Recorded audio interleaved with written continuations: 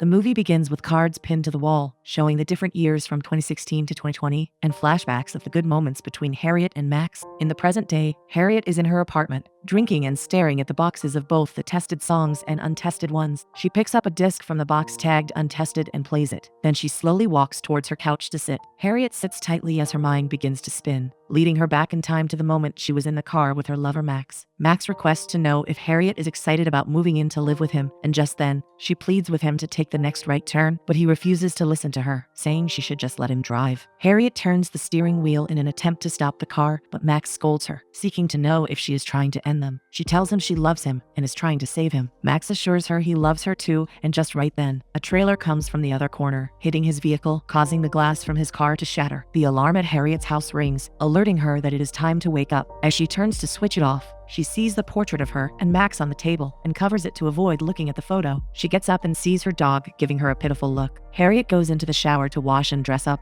and after that, she puts the sound compressor into her ear and gets her headset on, playing music from her phone and leading out the door with her dog. Harriet enters her car and drives to a bookstore. She attends Dr. Evelyn's therapy sessions with other people who are suffering from loss too. After the session, Dr. Evelyn asks Harriet for ways she can make her feel more open and comfortable, but Harriet assures her that all is well and she is perfectly okay. Dr. Evelyn tells her it's almost 2 years since Max perished. She seeks to know how she has been coping and if she is still having seizures, but Harriet reassures her that she is fine and avoiding all triggers. While in traffic, a car behind Harriet's car honks, startling her and making her headset fall off. She bends to pick it up and ends up bumping the back of a young man's car. He comes out quickly, and she apologizes to him and steps out of her car. Just then, Harriet overhears the music playing out from his car, and it causes her to pass out and travel back in time to 2018 during the Halloween party. She sees Max, who she kisses, and she tells him how she loves him. She walks towards the speaker at the party and unplugs it, making her regain consciousness in the present. The young man requests to help her call an ambulance and seeks to know if she's okay. She apologizes to him and gives him her contact so they can settle the damages later. Harriet rushes into her car and goes over to Morris' house. She rings the doorbell and he tells her to come in. As she walks in, she sees 2 guys coming out of his apartment and she apologizes to Morris for interrupting his moment. She informs him about the Max moment she had in public, telling Morris it took her to 2018 Halloween. Morris reminds Harriet that he was still dating a guy called Shane at that time. Harriet feels Morris isn't taking what she is saying seriously and decides to make him aware of that. She reminds him that she passed out in public, and Morris brushes that off, saying she's here now, safe and in one piece. There's absolutely nothing for him to be worried about. Harriet tells Morris it's going to be 2 years since she lost Max, and Morris advises her not to time travel tonight,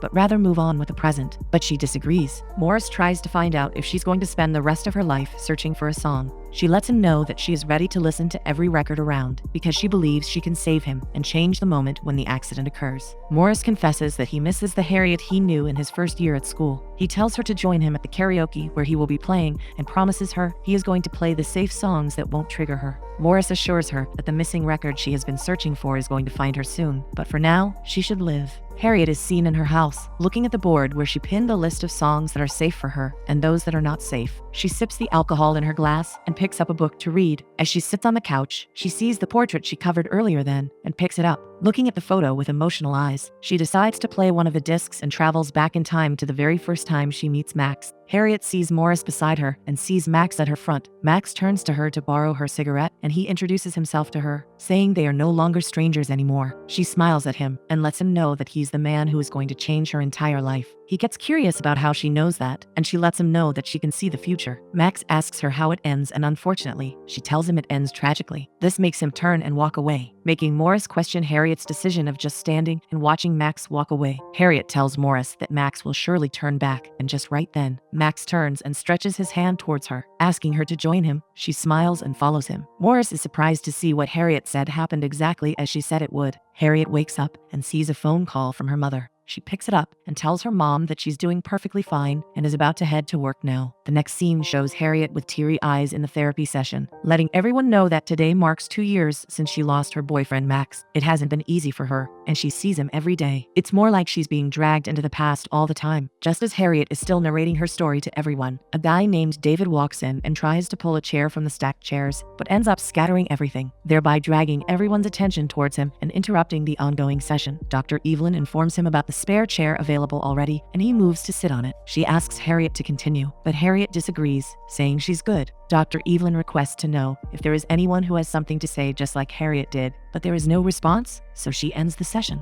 Harriet walks out the door and sees David behind her. She turns to look at him, but ends up tripping over and falling. He apologizes to her and helps her pack up her belongings scattered on the floor. He seeks to know if she's okay, and she affirms she is. David apologizes for interrupting Harriet, but she thanks him instead for coming in at the perfect time to save her from the people who would think she is crazy. Harriet thanks him again and asks if they have met before, but he tells her that they haven't, and she thanks him again, leaving him with a big smile on his face and thoughts in his mind. As she walks away, in the next scene, Harriet goes into the record shop that Morris is a DJ in, and as she searches for an album, David comes close to her. She is surprised to see him there, and they both search for songs together while having little conversations. David tells Harriet that he loves the way music can move a person into some moments in their life. David finds the album Harriet has been looking for in the shop, and she asks one of the staff if there is another copy of the album. Unfortunately, there isn't, as that particular one is a limited edition and was brought into the shop that day. David tells Harriet he automatically owns the album now, since he picked it up, and she strives to know if he has a record player or not. David suggests an idea of joint custody of the album and asks Harriet for her number so they can discuss the agreement about the joint custody and how they are going to run it. Harriet gives him her number, and they both smile and stare into each other's eyes. David gets carried away to the point he tries to leave without paying for the album at the counter, but his attention gets dragged, and with a smile on his face, he apologizes and pays for it. In Harriet's apartment, she sets another song and goes to sit on her couch to travel back in time. She takes a deep breath and travels to the moment she is at the beach with Max. She plays with him in the water and kisses him, promising him she will be back later. Harriet's phone rings, and she wakes up to answer it. David calls and jokingly notifies her that if she really wants to see her album alive, she should meet him up by 4 p.m., and Harriet agrees to do so. David comes to meet Harriet at the coffee shop and tries to get her attention, but doesn't do so easily because of the headset she has on. He gets curious about why she always has a headset on whenever she's outside and decides to ask her about it. Harriet explains everything to him about how she was involved in an accident with Max and how she lost him and has been traumatized since then. David consoles her and tells her he lost his parents. His mom died because she was sick, and his dad died in his sleep, but it's fine because he has always wanted to be an orphan. They both laugh at David's joke, and Harriet takes off her headset and hands it over to him. He listens to the music and compliments it, making Harriet promise to send the song to him. They both smile and stare into each other's eyes. The music from the cafe triggers Harriet, making her rush into the toilet while trying her best to compress the song with her fingers from getting into her ears. As Harriet goes into the toilet, she removes her fingers from her ears and ends up going back in time. Due to the speaker in the bathroom, she sees Max again and goes to turn off the music he was playing in order to return to the present. Harriet walks out of the toilet, picks up her headset, apologizes to David, and leaves the cafe quickly. David is left flabbergasted and confused. The next scene shows Harriet with Morris as he scolds her for not trying to put her shit together and move on from Max with the new guy David. She opens up to him that she really can't date anyone in the kind of situation that she's in. She can't tell the new people that she travels back in time whenever she hears a song that reminds her of her boyfriend, Max, because she's going to sound really crazy in front of them. Morris, still pissed, tells her he is fed up with her behavior and everything. In the next scene, David is seen with his sister, Eddie, in their apartment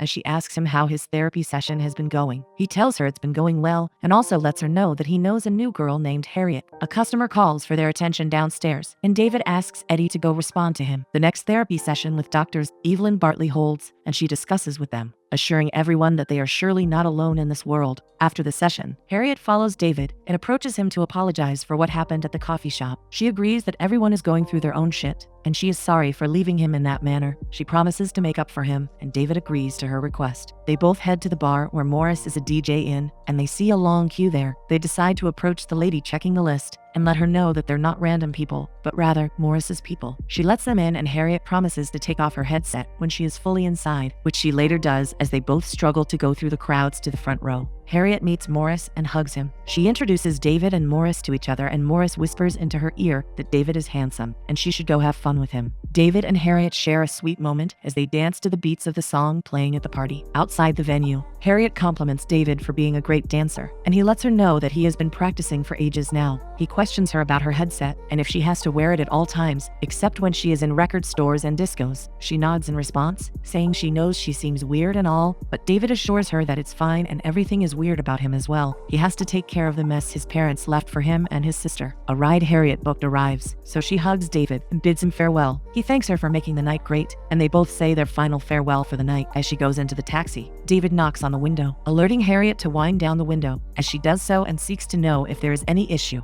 David lowers his head and kisses her. After that, she smiles and David hits the taxi, notifying the driver that it's time to move. As the car leaves, Harriet starts questioning her feelings for him, and David stares at the car while smiling as he watches her leave. David, in his house, plays a song that reminds him about Harriet. They both see and smile at each other during the therapy session, as Dr. Bartley advises all of them to keep living life no matter what. After the session, David runs to meet up with Harriet. They both coincidentally ask themselves if there are plans for today, and just then, Harriet sees David standing beside a car and decides to ask him if he owns it. He tells her he owns it and asks her to hop in, which she does. She questions him if the moves of appearing in a fancy car, picking up a girl, and driving her all over Los Angeles still work. This makes him laugh as they speed off for their evening drive while enjoying the different songs playing from the car. Later, Harriet asks him to pull over. She kisses him passionately and climbs on him to kiss him more. But just then, the next song plays, and she time travels to when she was having her moment with Max. She regains consciousness and storms out of David's car, so he goes after her and offers to drop her off at home. As they get to her house, she goes in and closes the door, leaving him outside. He slowly calls out her name, which makes her open the door for him to come in. David sees Harriet's dog and tells her he didn't know she had one which was inherited. Harriet opens up to David about her struggles with songs since the car accident with Max. She suffered a head injury and was in a coma for a week. He asks her if she has sought medical attention for the traumas, and she says she has, but nothing seems to be working out. Harriet reminds David of the time he said songs have the power to move you into a certain time of life. She lets him know that in her case, it's pretty different because certain songs pull her back into the past of when Max and her heard it for the first time. David sees the papers on the board and questions Harriet about it, to which she replies that they are certain songs in certain times of her life with Max. He sees a photo of Max and tells her he is good looking. David asks to confirm again if she sits in this room, listens to a certain song,